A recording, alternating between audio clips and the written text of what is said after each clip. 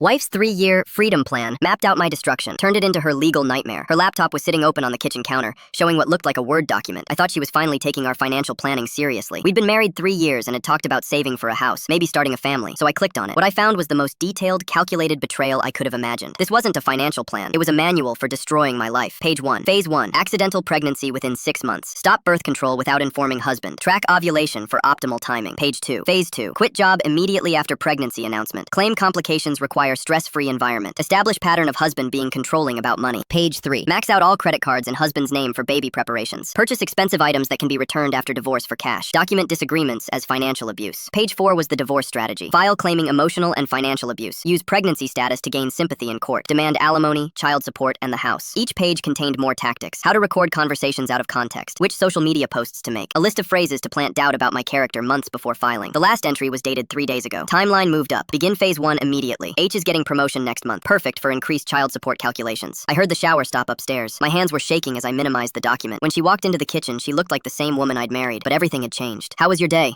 She asked. Good. Busy. Yours? Oh, the usual. Just doing some budgeting research online. The casual lie hit me like a physical blow. That's when I made my decision. If she wanted to play chess, I'd play chess. I printed every page and photographed it with timestamps. I met with Howard Friedman, a divorce attorney who specialized in fraud cases. He advised me to let her think the plan was working while documenting everything. Let her dig deeper, he said. The better your position becomes. 2 weeks later, she announced her pregnancy. Her acting was impressive. The mix of joy and nervous anticipation was award-worthy. That's incredible news, I said, embracing her. Inside, I felt nothing but cold calculation. Phase 1. Right on schedule. She quit her job exactly 2 weeks later, claiming stress wasn't good for the baby. Phase 2. Executed perfectly. Then came the expensive purchases. Designer baby clothes, a $1,000 stroller, premium vitamins that cost more than our weekly groceries. When credit cards started declining due to fraud protections I'd secretly implemented, she accused me of being controlling. She even started therapy with Dr. Brian Cannon, building a paper trail of emotional distress. What she didn't know was that my attorney was documenting every false claim. The confrontation came in her 5th month. She was furious about security freezes on our accounts. You're financially abusing me, she said. The exact phrase from page 4. I pulled out my phone and showed her the photos. You mean this? I said,